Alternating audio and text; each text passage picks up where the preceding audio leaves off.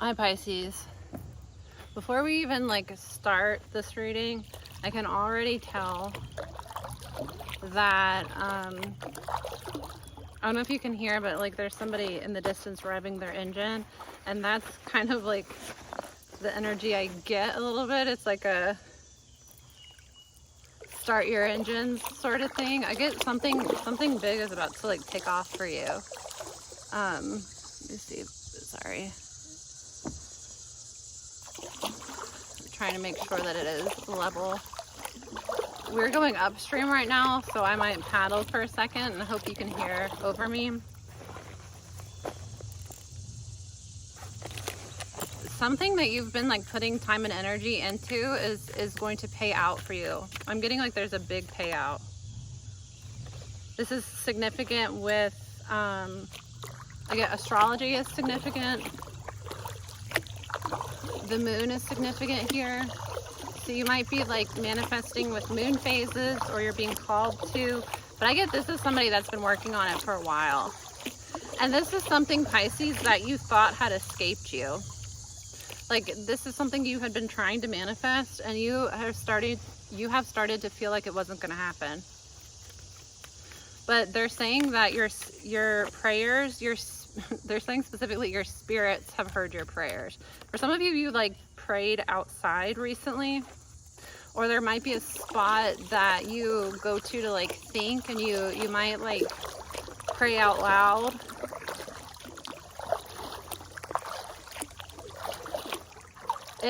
The prayers that you have made have opened like a portal. So it's almost like you created like this is more mystical, a portal to like a dimension, an unexpected dimension. I get whatever's coming in for you is going to be unexpected on your part, and as well as like the people around you. I get you have like a major blessing coming in. Sorry, I want to get to a place where I can like, I won't have to paddle anymore, but I'm still going upstream right now, so I'm gonna like get pulled backwards if I don't move it to a different area.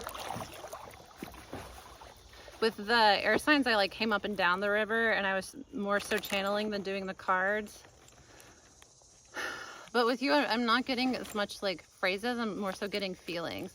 This is because like before I started your reading, like before I hit start, I got like a wave of sadness.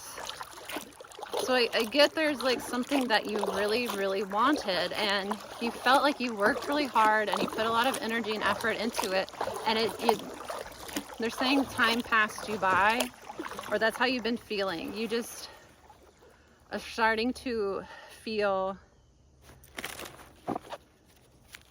that maybe this wasn't going to come to you. For some of you, it's marriage. You went through a period of like isolation. For others of you, it's not necessarily marriage, but it's like community, it's partnership. I get you've kind of been seeking somebody that can like match you on your level, or like talk to you about things that like, you know, it gives me like when you're a spiritual person, especially when you're like kind of like into the like occult and you know your stuff a little bit, it can be hard to connect with people, you know? You gotta like find people that are at least a little bit nerdy. The best way, if you are spiritual into the occult in nature, the best way to meet people that nobody is going to meet you exactly on your level. You have to be realistic. You know, Pisces are a fault of the Pisces is like delusional thinking. You're probably not going to find somebody that agrees with you 100% on every single thing. And if they do, that's probably manipulation. It's either somebody that doesn't know who they are completely, so they people please, they bend to what other people are like saying. Or this is somebody that wants to form a connection with you quickly so that they can take advantage of you in some way, use you in some way. You have to be careful with that. You don't want to end up being codependent with somebody, Pisces. You can't, your happiness shouldn't depend on other people, on getting that relationship, on finding that group of friends. You have to become happy and whole on your own, because that energy is not comfortable.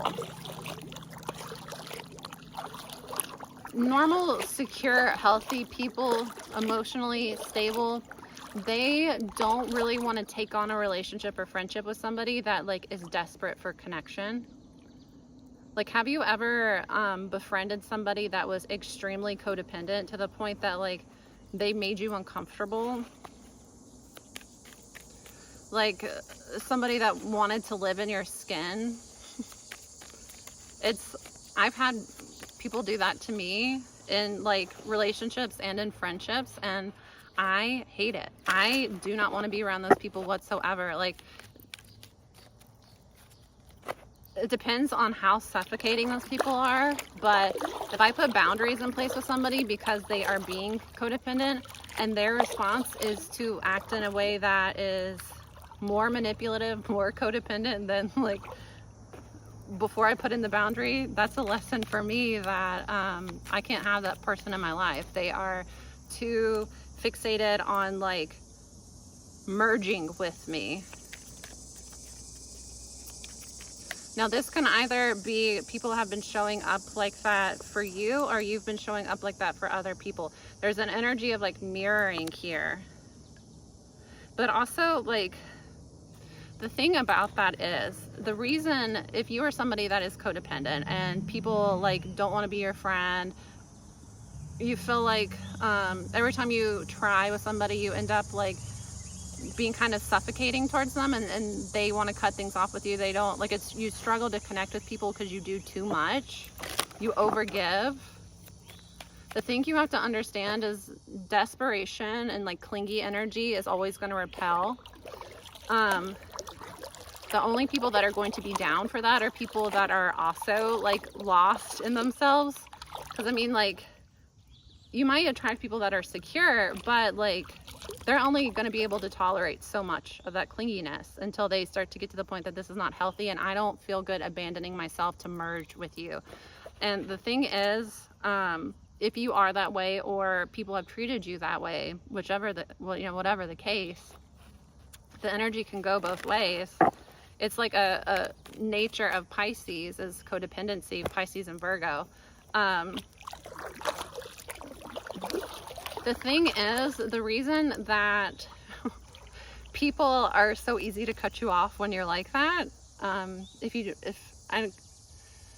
you can't base your worth on how other people respond to you, especially when you're acting in a way that's toxic. It's toxic. Nobody wants to be codependent that is secure and healthy. People that are willing to be codependent with you are also codependent in some way.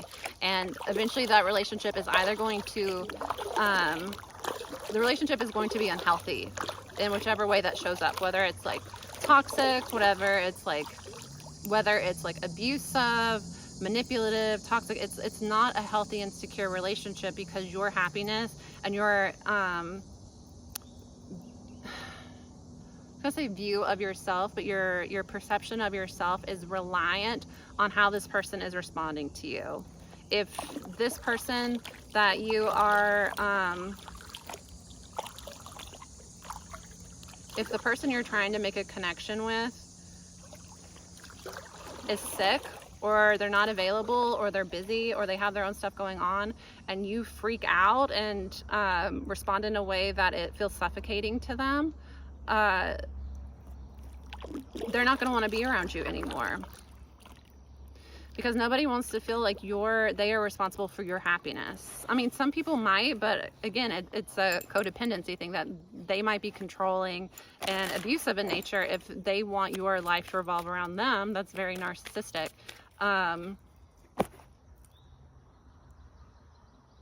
There should be a amount of being attracted and like interested in your partner, but not to the point of like obsession. That's not healthy. It's toxic.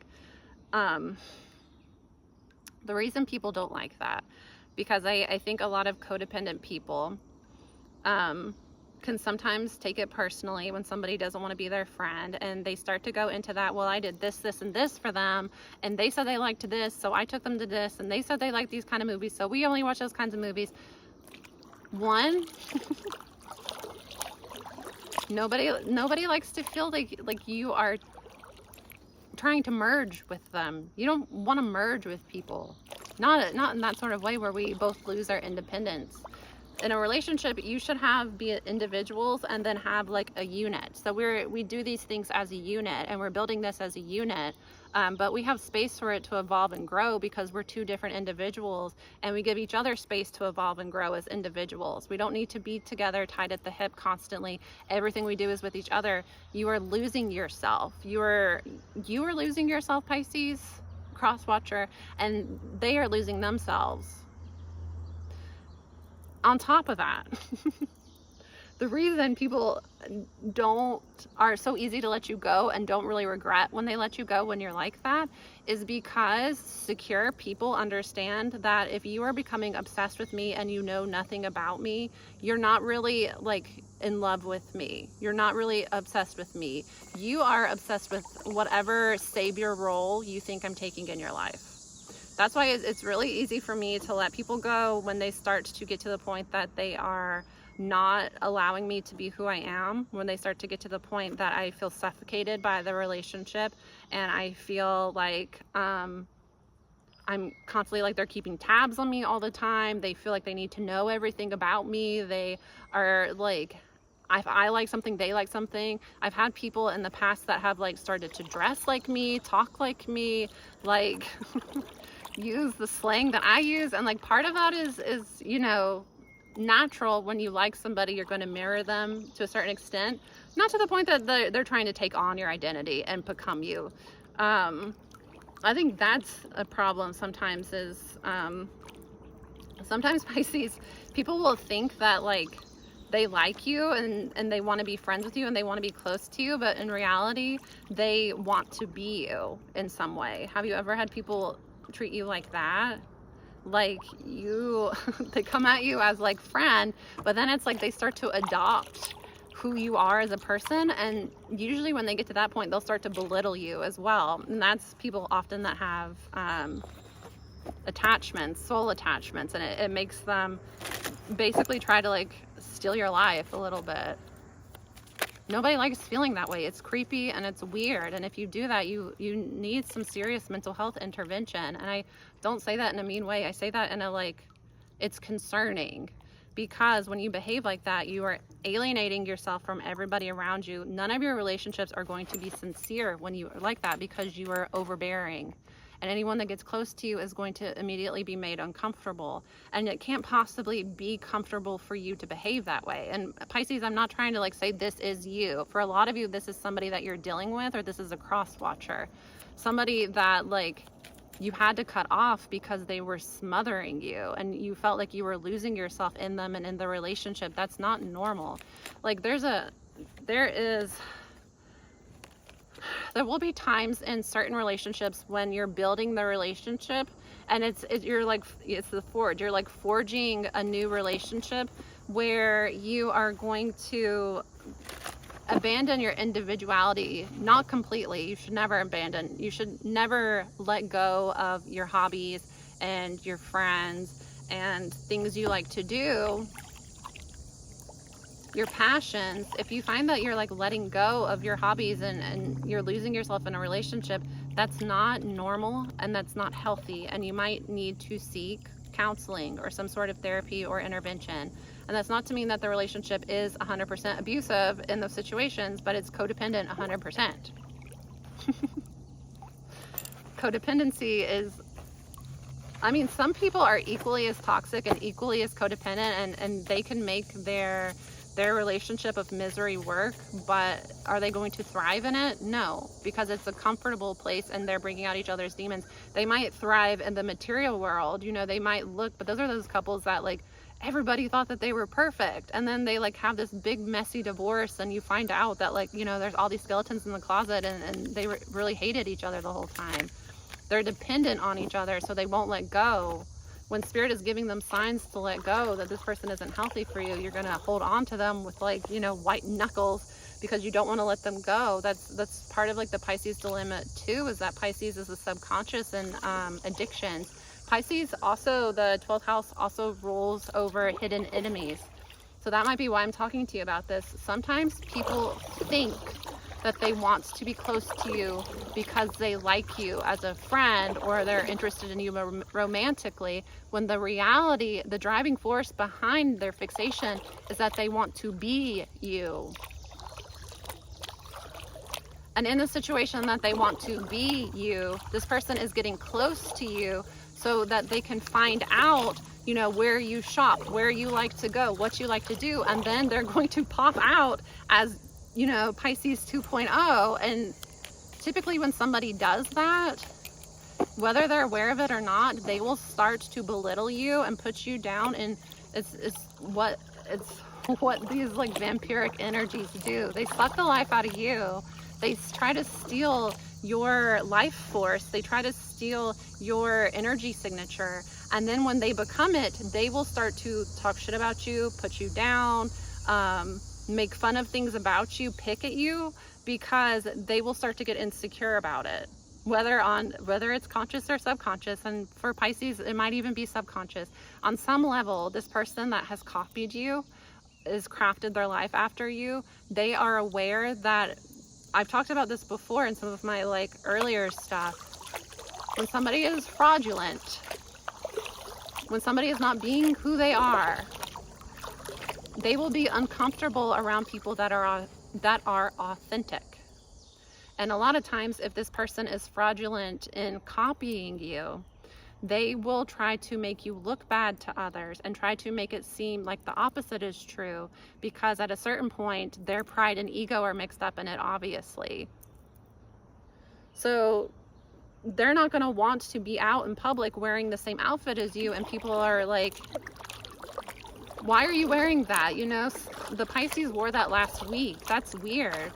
They're going to distance themselves from you in some way, but also in a way that they're going to put you down. I've even had people do this, and like it depends on how sinister and abusive this person is. I've had people do this where they have like belittled me to the point that like,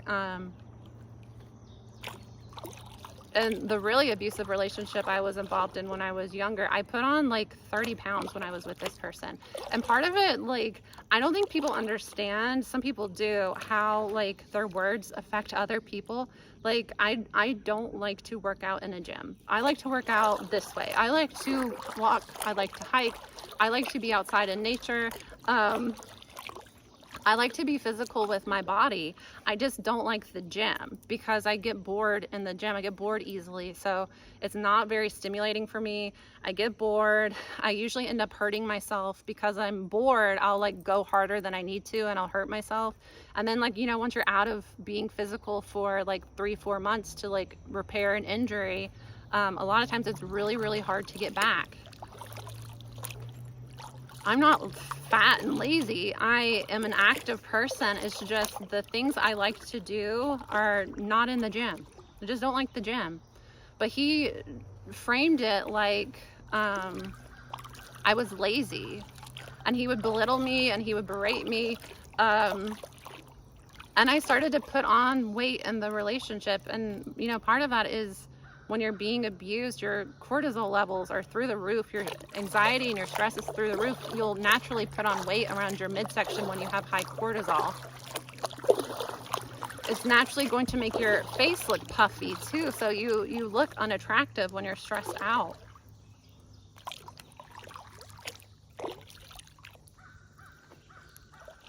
So, you know, in that case, my entire identity changed because I put on weight. I physically didn't feel good. I was super anxious. I was having a lot of like anxiety and depression at the time.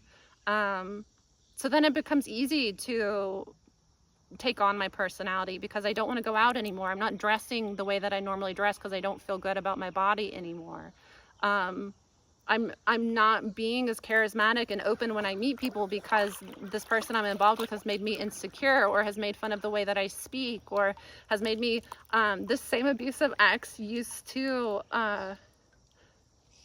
when I would use a word, he would tell me that I used the word wrong. Anytime I would use like an out of the ordinary word, he would tell me that the word I was using was wrong, and he would try to belittle my intelligence. And I would like have, to the point that the gaslighting was so crazy, to the point that I would have to like constantly Google what a word meant. And I still do.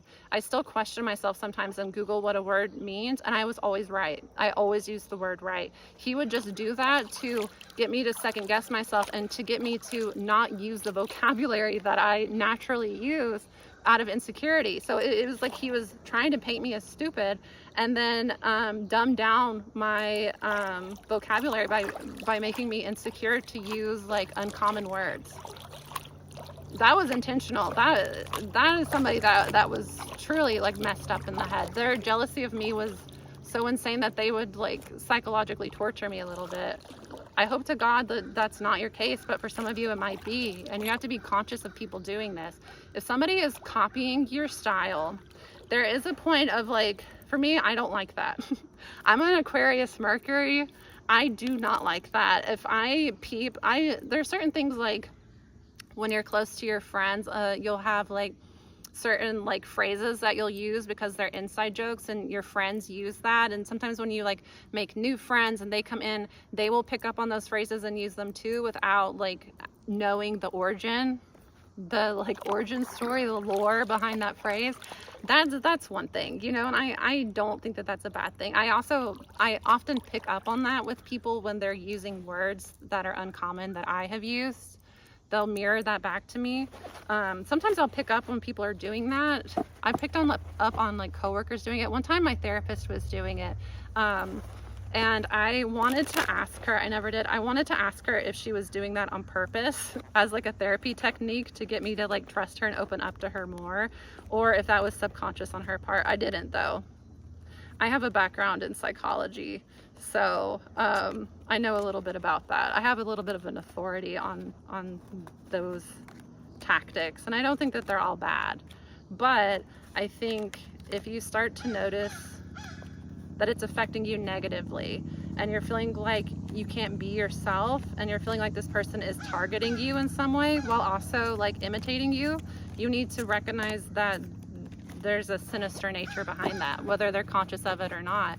And just because somebody is not consciously being manipulative and malicious doesn't mean that like they don't have consequences. There are consequences for your actions. It's even scarier for me if somebody doesn't know what they're doing. You know, if somebody isn't consciously being that manipulative, that's just who they are. That's scarier for me, because that shows me that this person has like some pretty severe issues. And a lot of times it comes from like they grew up in a really toxic household, and that's the behavior that they grew up with, and that's what they think is acceptable, and that's the sort of relationships they have in their life.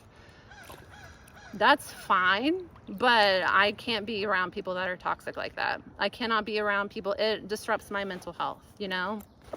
So whether that is you, Pisces, and that's something that you're trying to come to terms with, that for some of you, your relationships have suffered because of a codependency. People that are secure within themselves, when you are aggressively pursuing them to the point that it doesn't make sense, a lot of times what that says to me is that it's not a compliment. It's not a compliment that this person loves me so much and I'm such an amazing person. To me, that says this person is either extremely manipulative or they're extremely codependent, and they are putting an image onto me that's not true. A lot of people will do that to you. They will perceive you a certain way, and then they will start to treat you that way. And if they're the type of person that's codependent and not happy in life and looking for somebody to save them, if, for instance, me liking hikes, if there's somebody that like has always wanted to be more outdoorsy, and they feel like, well, if I was just more outdoorsy, I would be in better shape, I would be connected with other people that are outdoorsy. Like if this is an image of themselves that they have idolized, and they feel like some like outdoor communities get kind of cult like. The one that comes to mind is like rock climbers. Which, like, no hate if you're a rock climber. I think it's cool. I've had friends that are really into rock climbing, but I feel like there are certain rock climbing groups where they get a little bit like cult-like, or like runners, like a running group, you know? I feel like that's something that people on TikTok are making fun of, like, lately, are like the running groups, like making jokes that if you're in a running group, I'm sorry, but that's like a running joke on TikTok right now, is that like people join running groups so that they can have like orgies together and that they're all in a cult. That's like, that's not like the general consensus on TikTok, but that's like jokes some people have. You know what I mean? So if this person you're dealing with, Pisces, or if this is you, if you've idolized this version of yourself and you find somebody that you think, this person is going to make me into the person I want to be, you need to check yourself. It's not fair to put those expectations on people to save you. It's truly not fair to put expectations on people, period. Nobody owes you anything, and to like go through life thinking people owe you because you gave to them, that sets yourself up to be resentful. It's manipulative, and people pick up on that. If you're wondering why it's hard to like maintain friends, it's because like you might be reading as kind of manipulative and codependent, and it makes people not want to be close with you. I'm going to be honest with you.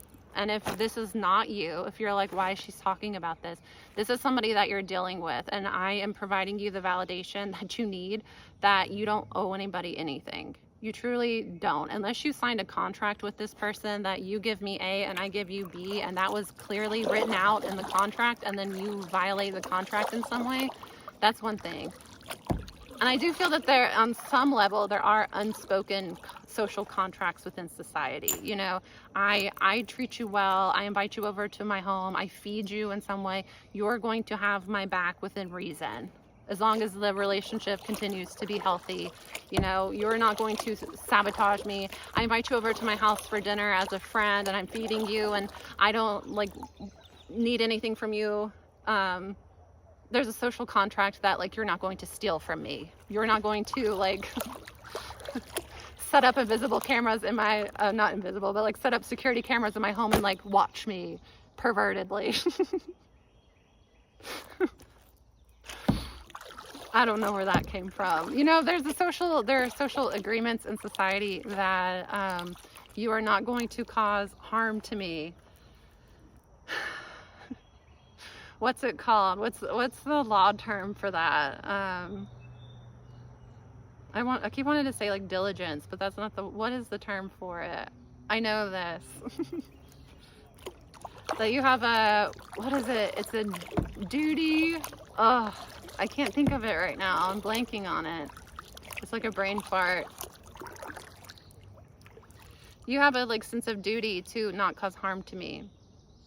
So if that's just a general that's a social agreement. So if I start to recognize that our relationship is causing harm to me, I don't have to feel guilt for distancing myself or completely cutting off the relationship if I need to, because it's not my responsibility to soothe somebody that is causing harm to me, Pisces. And people do have what's the word? It's a legal term. People do have a sense of duty to like not cause harm to you. Don't let people like gaslight and flip that concept on you, that that I've had it happen both ways, where somebody will put the expectation onto me that I owe them something because they helped me with something, which 9 times out of 10, the thing that they helped me with, I never asked for in the first place. They helped me with something that I didn't ask for help for, and then like they feel like I'm obligated to then do something for them in return, which I never agreed to that to begin with. If you're going to help me, then help me out of the goodness of your heart, and trust that I'm the type of person that I'm extremely loyal, and I will make sure I get you back in some way. It might not be in the exact same way that you helped me, but it'll be in another way. I am a very like fair person and balanced person in my life, you know, and I think that we all should strive to be. Some people, it comes easier to them than others. Some people live in a, like, it's a dog eat dog world, and they try to screw people over before they get screwed over first. It's a dark reality to live in, and I'm not interested in living in that reality. I prefer to just remove people that act like that. But I have also had experiences in my life that I did right by people over and over again, out of the goodness of my heart, out of the person that I am, and that person started to treat me as if I owed them that.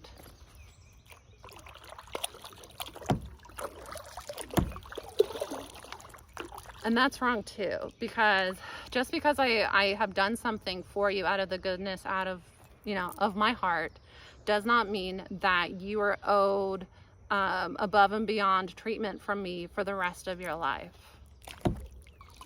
The only thing I owe you is to not cause you harm. And even that, if you are causing harm to me, I am allowed to defend myself, you know, in the court of law. Self-defense. I'm allowed to defend myself. I don't have to take abuse, take physical, verbal, magical abuse, spiritual abuse. I don't have to take any of that shit. I have the right to defend myself when somebody's causing harm in my life, and so do you, Pisces. I don't know. That was kind of a a serious talk here. For some of you, it's either a mother or it's a mother energy. For some of you, it's a romantic energy.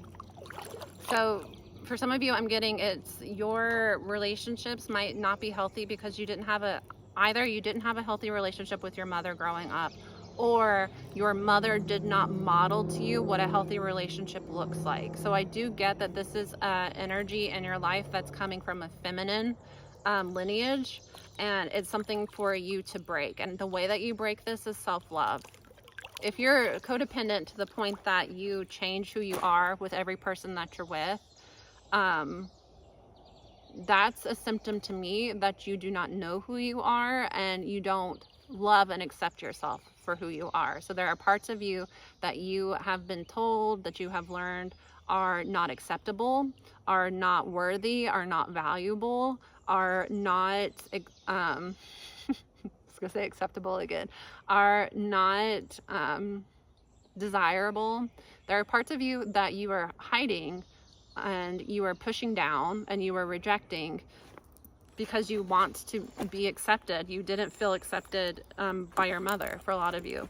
That's a really difficult, and I am a very fortunate person that I have not had to deal with that. I have my own thing, you know, my parents are not perfect, and I have my own stuff I have to work through with them. And I have inherited some toxic traits from both sides of my family. But I have been very fortunate that, like, I know my mom loves me. I know my mom values me more than herself. And if I ever needed her, she would be there for me at the drop of a hat. And that's such a blessing that I have. And I am very aware that not everybody has that. Because I can think of, it is difficult to think of a bigger pain, emotional pain, than feeling rejected by your mother. Because I feel like that is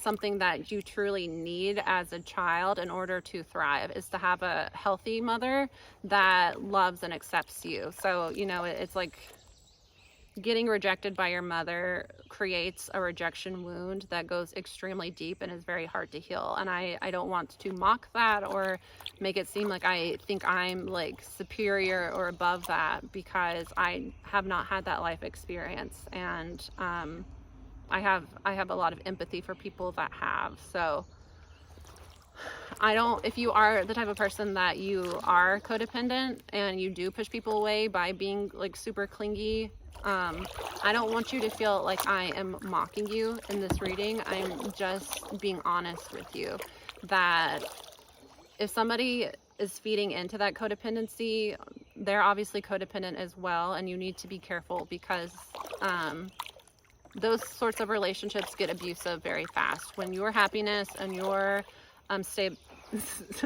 stability, when your happiness and your identity and your fulfillment requires another person showing up in a particular way at all times, you are setting yourself up to be hurt. You're setting yourself up to be disappointed. You are putting unrealistic and really heavy conditions on the relationship and the other person, which is going to create unnecessary tension, unnecessary pressure, and you open yourself up to be abused. Because if your livelihood depends on me and you behave in a way that I don't like, I can pull that away and you'll be left with like a shell of who you are. That's why it's dangerous. I get a lot of people don't understand that, especially I can think of like celebrity worship, the like problem with like this obsession with like whatever it girl is being idolized at the moment. What's the harm in like dressing like them? What's the harm in like modeling my life after them? You know, oh, Taylor Swift has a football boyfriend, I want to go get a football boyfriend. A lot of people think like that and believe like that. And the thing is that you just set yourself up for heartbreak. You set yourself up to be hurt. And you also put yourself so far out of alignment with what is best for you and a situation that would allow you to thrive. Because when you model your life after another person, you don't have the same interests, you don't have the same abilities, you don't have the same talents, you don't have the same life experience, you don't have, and those are all great qualities, but you know, you also don't have like the dark side of that person.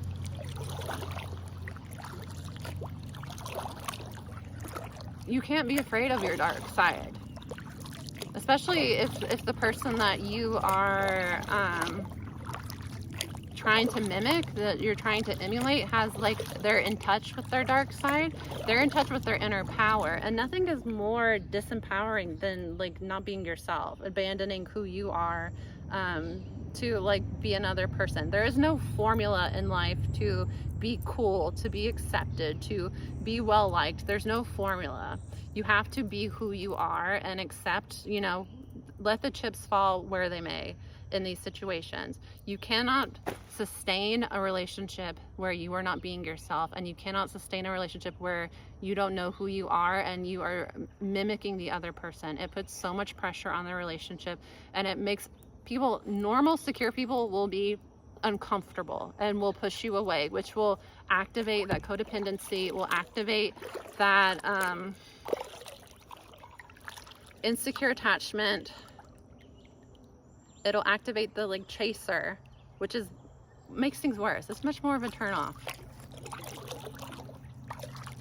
And it makes you feel worse because you've put in all this effort to make this person like you, when what would have been a lot more powerful is to be exactly who you are and to choose people that choose you. And it might be lonely to choose people that choose you, but at the end of the day, it actually builds your confidence, because you will know that the people that you surround yourself with actually like you for who you are, and not for, you know, because you pretend to like the same stuff that they do. They might even like, let's say it's music tastes and you pretend to like the same things that they do.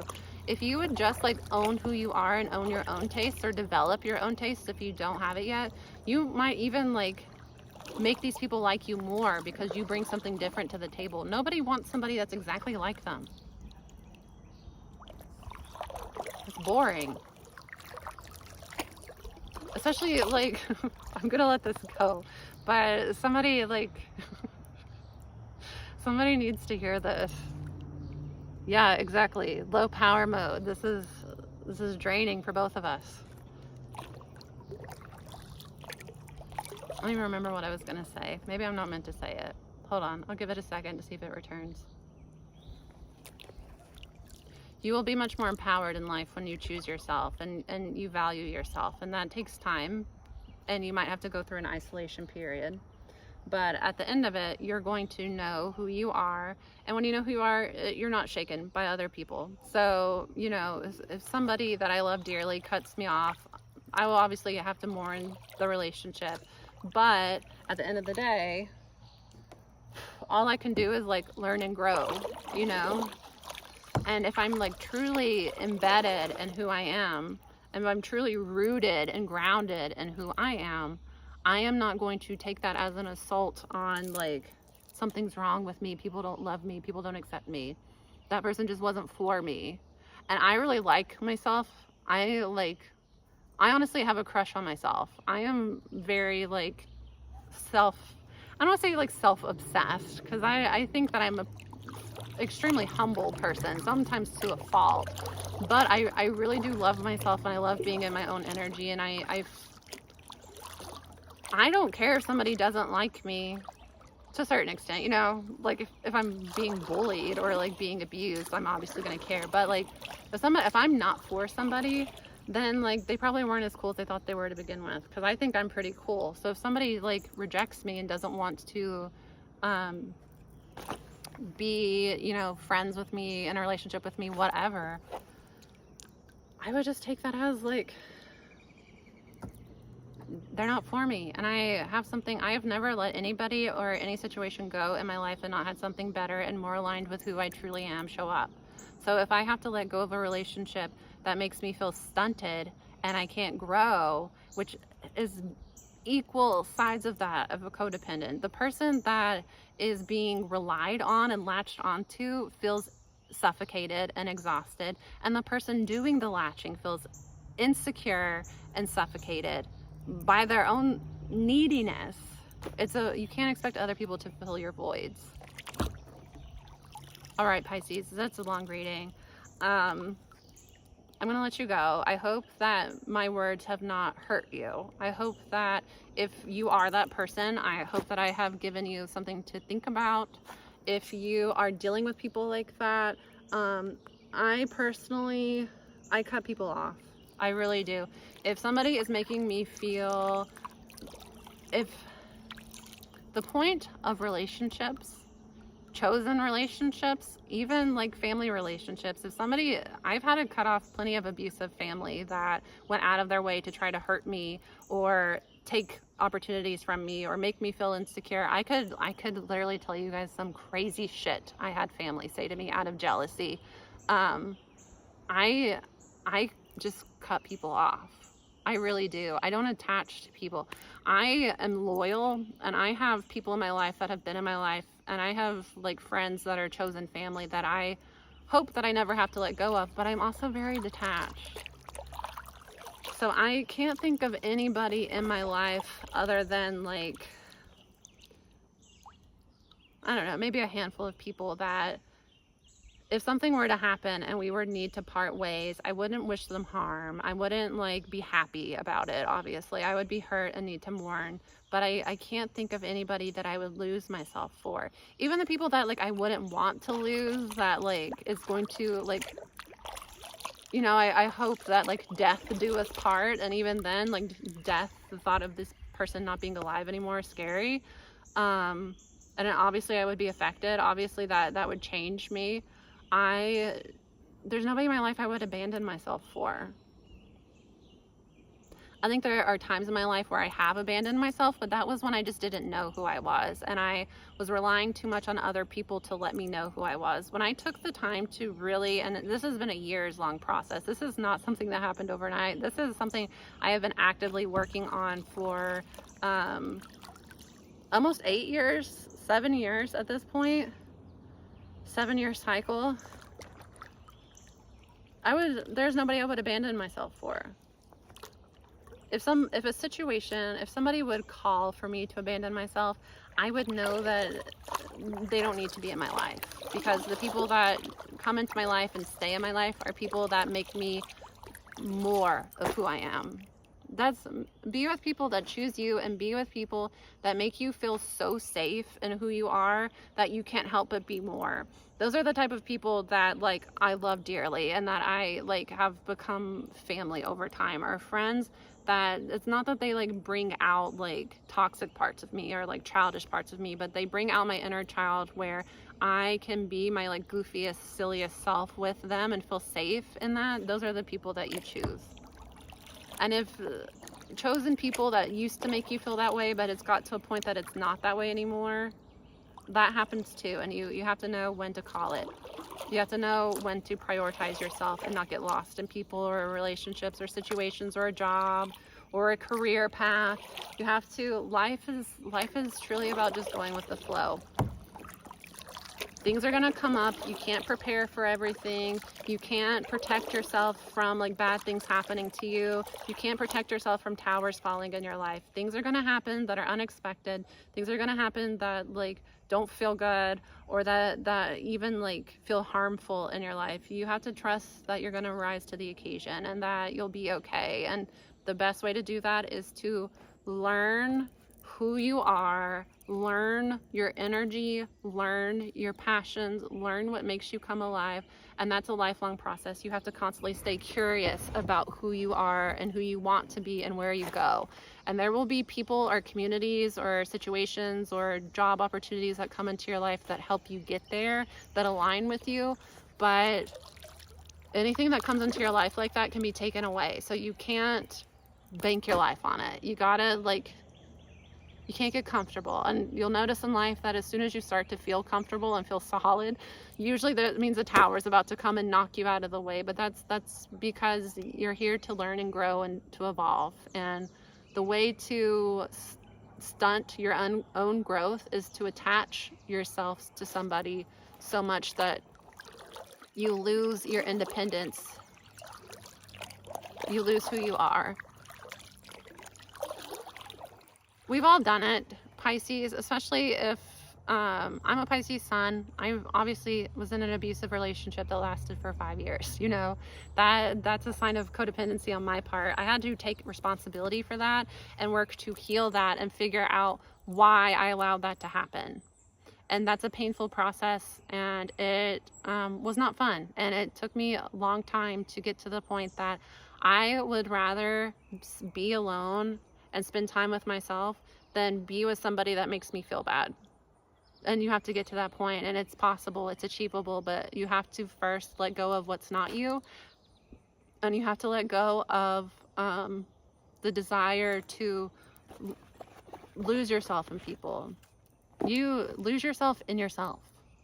You know, it's like the Odin. He sacrificed himself to himself. You lose yourself in your art, lose yourself in your creativity, lose yourself in song and dance, you know. Lose yourself in your passions and what fuels you. Don't lose yourself in other people or outside material situations that are changeable. You know, if I am true to who I am and I find ways to fill up my tank on my own, it literally does not matter what happens around me. I will always be safe and secure within myself because I've created a space for me to be safe and secure within myself. For some of you, you might need to go to therapy to work that out. What I found with my therapist, therapy changed my life, and I'm going to continue to talk about it because I come from a mental health family. I have a degree in psychology. I worked as a counselor for 6 years. It was my that's what I thought I was going to do forever. Then I realized it didn't fulfill me the way I thought it was going to be. And that there were other ways for me to help people in my community that were more beneficial for me and allow me to grow into the person I'm meant to be. I don't think that I would be who I am today if I would have stayed in my first career choice. Some of you might need to let go of a career. The possibilities are endless. Don't limit yourself, Pisces. What else was I going to say? What else are we talking about?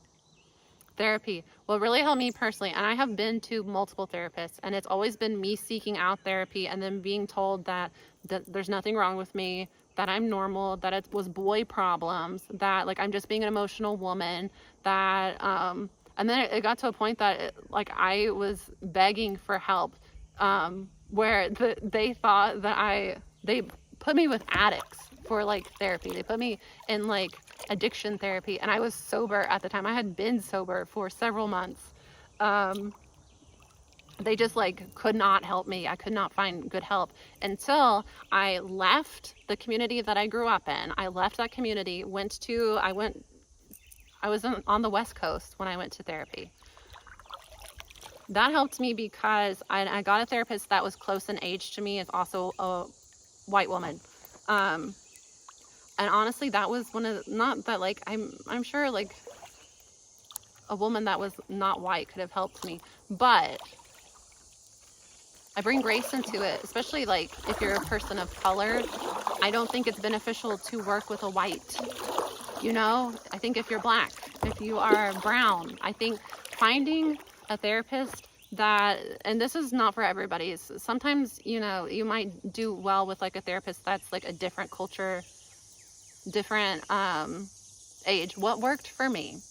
I had to leave my small town community because there is some generational wounds that are common in this community that a therapist from here would not recognize. Codependency is really common here. You know, addiction is really common here. So the way that they approach therapy was not working for me because I am not very embedded in that. You get what I'm saying? The things I needed to work on were not being helped by therapists in this area. And I had always gone to therapists like near my hometown. Every time I had tried to go to therapy, it was with somebody that was like close to my hometown. What worked for me was going to somebody. Also, I found that when I worked with somebody that was much older than me, like a boomer, age of my parents, it was always that I was just being dramatic, it was hormonal, or it was boy problems. What worked for me? I went to a Caucasian woman that she's close in age to me. She's probably like, I think she's a little bit older than I am, but we're close in age. So I could talk to her about situations that were unique to me, and she wasn't going to view it through a codependency lens like she would have if I went to somebody here. And you know, that's not an absolute truth, but that was my experience. She took me seriously. She didn't, you know, see my problems as like me being dramatic or me just wanting attention or me lying about like using drugs. She took me seriously. She was able to hear what I was saying, and she didn't have the lens of this like poverty lack mindset that's really common where I grew up. Unfortunately, that's just the truth of the situation. You can get mad about me telling the truth. Most people do, whatever. It is what it is. And I say the white thing because I feel sometimes that I have had people, it's usually not women, it's usually men that are not white, kind of, you know, be like, oh, white people problems. I just needed somebody that didn't have these demographics. You get what I'm saying? Go for somebody that, this is what I would recommend. This is my personal opinion. Go for somebody that is from a different, I think you should go for somebody within your race if you can. And that's because there are racial issues that happen in every race.